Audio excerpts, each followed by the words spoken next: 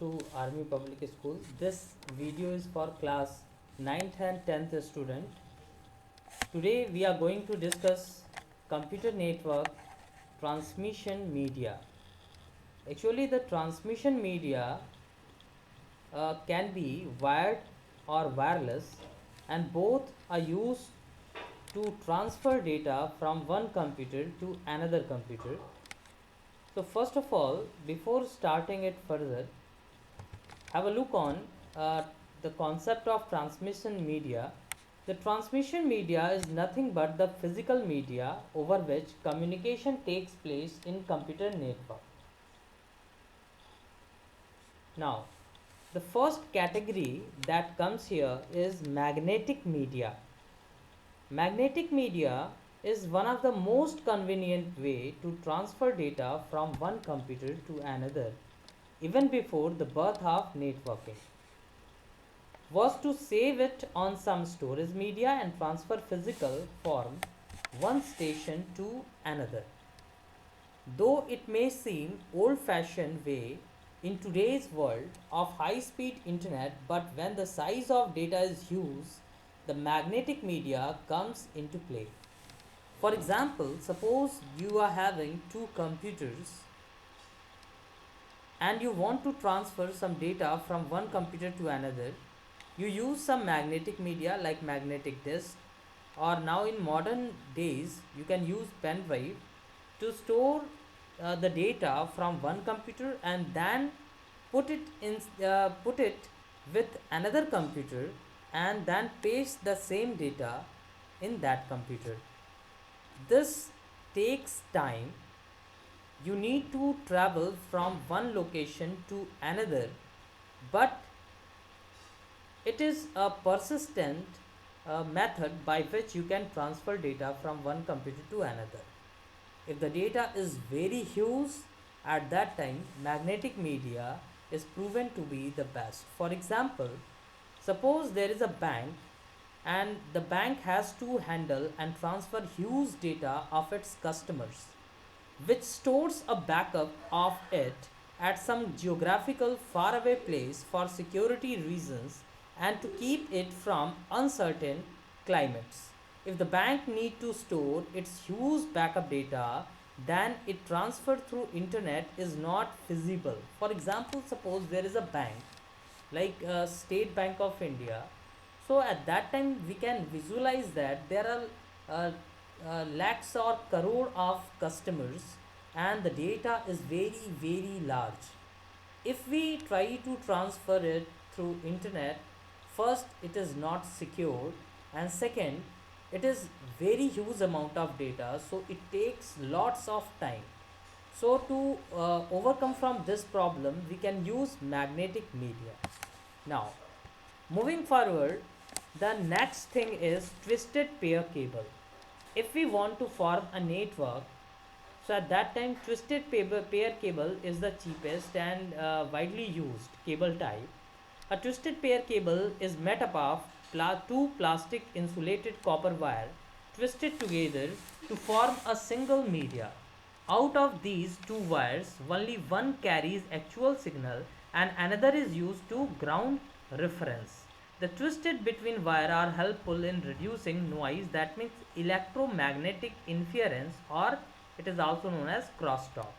Twisted pair cable, in our computer lab too we are using twisted pair cable. Why it is known as twisted pair cable? Because they comes in pairs and they are twisted over each other. You can see this image. The cables are twisted over each other. There are 8 cables, that is 4 pairs, and the cables are twisted over each other, and the cables are twisted to reduce electromagnetic interference or crosstalk. That means data can travel to long distance. There are two types of twisted pair cable: shielded twisted pair cable and unshielded twisted pair cable. STP and UTP. STP stands for a twisted pair cable type where the twisted pair cable is in a shield. This diagram doesn't show it. It is unshielded twisted pair cable. You can see there are wires and there is one jacket over the wire. But in case of shielded twisted pair cable, a metallic jacket will be there over the cables. So STP comes with twisted pair cable cover in metal foil. This makes it more efficient, indifferent to noise and crosstalk, and also it is very tough to fraggle it. UTP has 7 categories, each suitable for specific use in computer network: Cat5, Cat5e, Cat6, etc. And we use RJ45 connectors to connect twisted pair cable with our computer. Now next thing is coaxial cable. You have seen this. This cable we mostly use in cable TV network and with set-up box and DTH connections. So coaxial cable has two wires of copper. The core wire lies in the center and is made up of solid conductor. This is the core wire. The core wire is enclosed in insulating steel. This is insulating steel. The second wire is wrapped over the steel, and that too in turn encased by insulator steel. This is all covered by a plastic cover. So this is what this is, the second wire, and this is insulated steel, and this is the outer jacket. Because of the structure, the coax cable is capable of carrying high frequency signals than that of twisted pair cable, and its speed can range up to 450 megabytes per second, and that is a very high speed. Now next thing is fiber optics cable. This is the newest and the fastest technique of transferring data from one location to another. Fiber optic works on the property of light. When light rays hits at critical angle, it tends to reflect at 90 degrees. This property has been used in fiber optics. The core of fiber optic cable is made up of high quality glass plastic. From one end of it, light is emitted, it travels through it, and at the other end, light detector detect light stream and convert it to electrical data. In case of fiber optical cable, we put light from one end and it will be reflected and go to another end. Because we are using light for the purpose of communication, you know that the speed of light is very high, so the transmission is also very high. We can achieve up to several terabytes per second with fiber optical cables. Now next thing is wireless transmission. Till now we have seen wired transmission. In case of wired transmission, we can use twisted pair cable, coaxial cable, and fiber optical cable. Now we are going to talk about wireless transmission. Wireless transmission is a form of unguided media. Unguided media, that means there is no such path through which the data travels to the destination. It can travel from any or any direction. But in case of wired transmission, we have a physical line or physical way through which the data has to be traveled. But in case of wireless, the data can travel in any of the direction.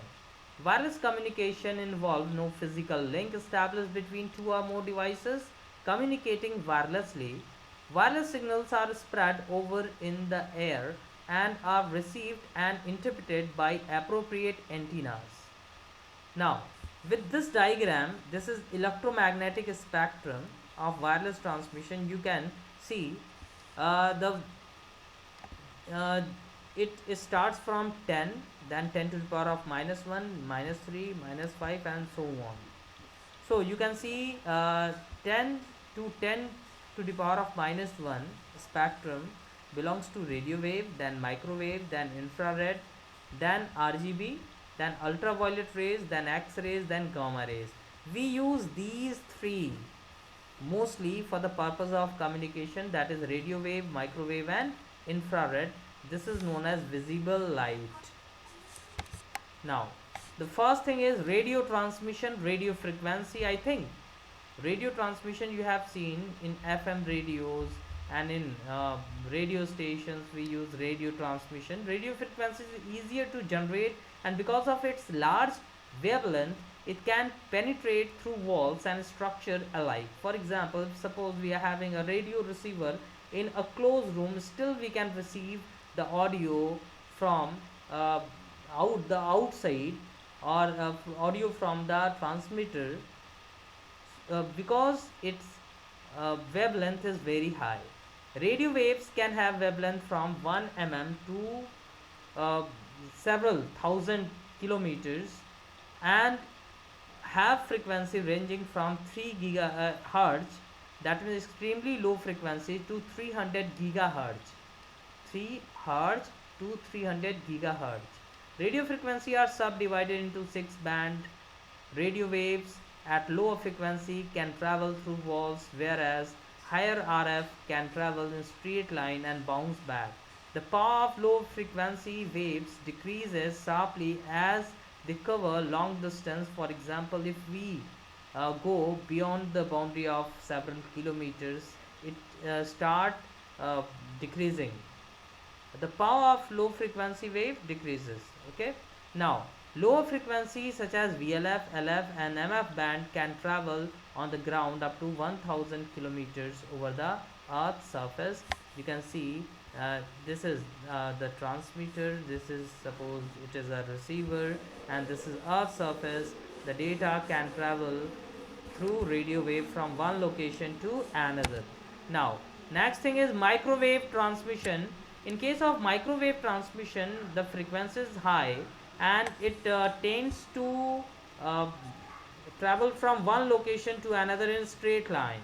Electromagnetic wave above 1000 megahertz tend to travel in straight line, and signals over them can be sent by beaming those waves towards one particular location or a station. Because microwave travel in straight line, both sender and receiver must be aligned to be strictly in line of sight. Line of sight means yeah, at the same line the sender is, the receiver has to be aligned in such a way the transmission can be from one location to another. Microwave can have wavelength ranging from 1 mm to 1 meter, and frequency ranging from 300 megahertz to 300 gigahertz. Now, microwave antenna concentrate the waves, making a beam of it, as shown in the figure above. Multiple antenna can be aligned to reach further. Microwave have higher frequency and do not penetrate wall like obstacle. This is the drawback of microwave. In case of radio wave, it can penetrate wall, but microwave cannot penetrate walls. Now, next thing is infrared transmission. Infrared transmission we mostly use in our remote control devices. Like remote control of television uses infrared technique. The biggest benefit of it is its biggest drawback. The biggest benefit is it cannot penetrate walls.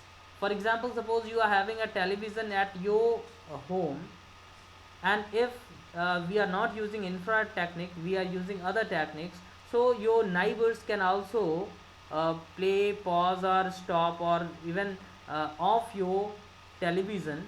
But because we are using infrared technique, so the television can be accessed by remote in a single room only. Outsiders cannot access your televisions.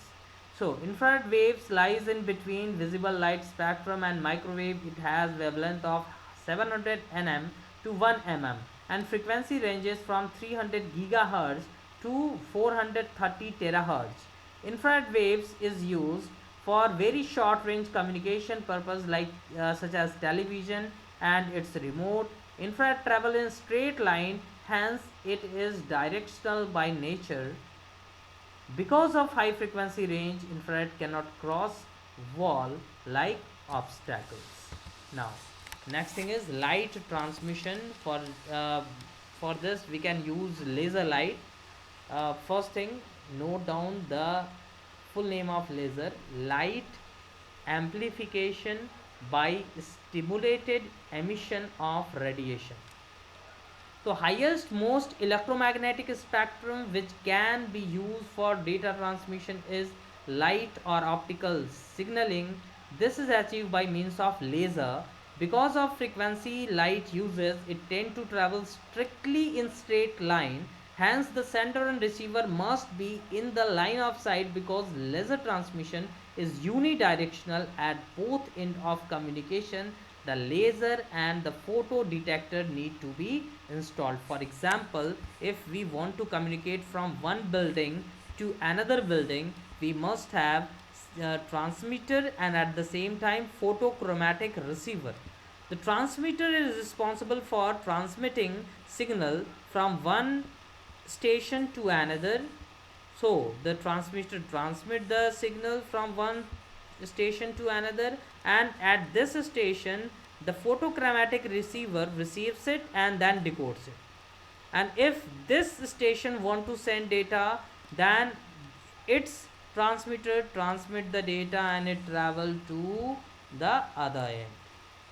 This technique is also used in satellite communication that we are using at our home. All D2H antennas uses either microwave or laser light for the purpose of transmission.